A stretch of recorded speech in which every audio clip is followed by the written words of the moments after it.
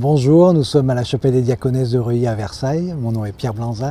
Je vous présente un livre qui s'appelle « Retourné par l'amour divin, petit guide œcuménique de méditation ».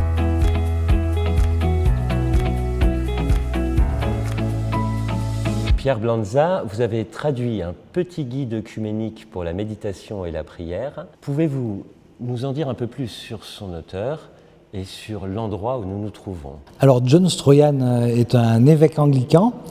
Il n'est pas sans lien avec ce lieu puisque pendant des années il a été le coprésident du groupe des Accords de Reuilly. Ici à Reuilly s'est tenu pendant plusieurs années un dialogue entre églises anglicanes de Grande-Bretagne et les églises luthéro-réformées en France qui a donné lieu à une déclaration commune en 2001 connue comme la déclaration de Reuilly. Et il y a un groupe qui est chargé d'accompagner encore ces accords pour qu'ils puissent se traduire de manière plus concrète dans la vie de nos églises. Et donc c'est cet auteur-là qui a commis ce livre et j'ai eu l'occasion de le rencontrer dans le cadre justement de ce groupe de suivi des accords de Reuilly. Alors comment est-ce que ce petit guide a pu soutenir quotidiennement au fil de la journée la dimension contemplative de la prière et puis l'expérience de la foi aussi? Alors le livre a comme fil conducteur finalement son titre, Retourné par l'amour divin. C'est tous les retournements que suscite l'amour dans notre vie, que ce soit le retournement de savoir bien prendre le temps de s'arrêter, de prendre le temps d'observer, d'ouvrir les yeux. Ça commence comme ça le livre, avec une invitation à ouvrir les yeux, à regarder. Et on commence par regarder ce que l'on a devant soi. Alors quand on est en retraite, souvent on cherche des lieux où la beauté peut reposer le regard. Et puis quand on a appris à ouvrir les yeux sur le monde, on peut ouvrir les yeux sur soi-même et aussi parfois sur ses zones d'ombre ou sur ses fragilités, sur ses failles. Et puis se laisser ainsi de retournement en retournement conduire jusqu'à contempler le mystère de Jésus-Christ. Est-ce que vous pensez que tout le monde peut s'approprier les textes proposés à la méditation dans ce petit guide œcuménique? Alors, tout le monde, ça je ne sais pas, mais c'est sûr que ce petit guide est comme une anthologie, un florilège de spiritualités très diverses.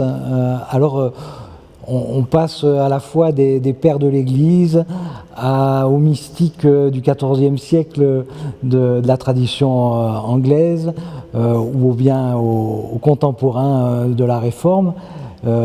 Et aussi, il y a toute une attention, je dirais, artistique, à la fois dans l'iconographie, qu'elle soit contemporaine ou plus ancienne, et puis aussi une attention à la poésie. Alors, il me semble qu'avec toutes ces entrées possibles pour entrer en méditation, bien sans doute qu'il y en a un peu pour tous les goûts et toutes les sensibilités.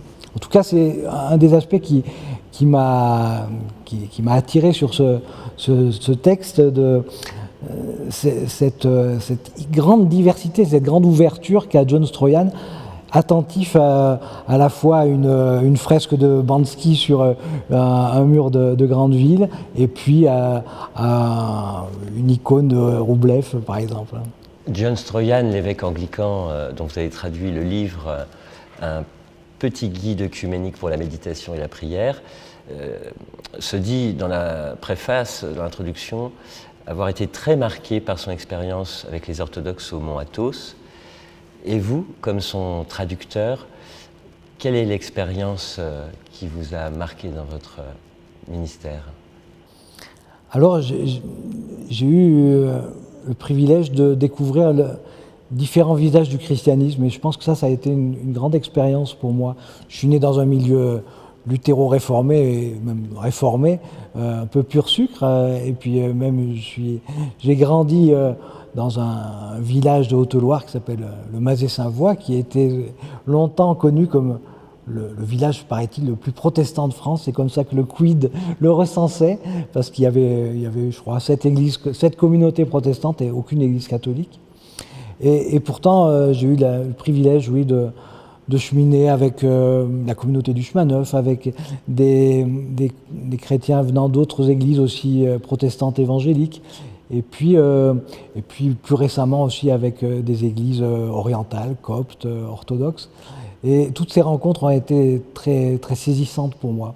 Mais ici est un lieu très fort pour moi. Et la règle de Reuilly, qui porte la spiritualité de cette communauté, continue de soutenir, d'inspirer ma foi. Et c'est peut-être pas pour rien, parce que c'est aussi une communauté qui a une ouverture œcuménique profonde. Merci Pierre Blanza, c'est vous qui nous avez proposé de vous retrouver ici sur le parvis de la chapelle des Diaconesses de Reuilly à Versailles.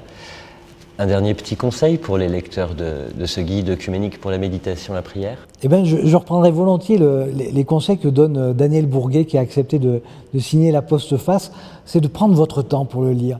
Il a été mis en page avec des pauses pour réfléchir, des pauses pour prier, parce que c'est un livre qui se déguste, je crois, mais surtout qui invite qui propose une pédagogie de la méditation et de la prière.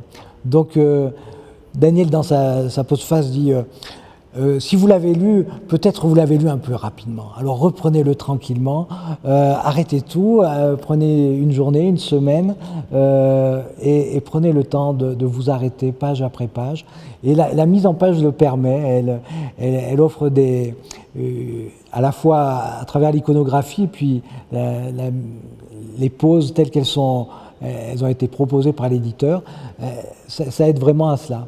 Et la belle surprise, c'est que John Stroyan a dit « Ah, la traduction, la mise en page est encore meilleure que l'original, elle nous aide davantage à faire des haltes et à goûter la présence qui se dit dans les mots et au-delà des mots. » Merci pour cette traduction et tout ce que cet ouvrage nous apporte. Pierre Blanza, merci. Merci.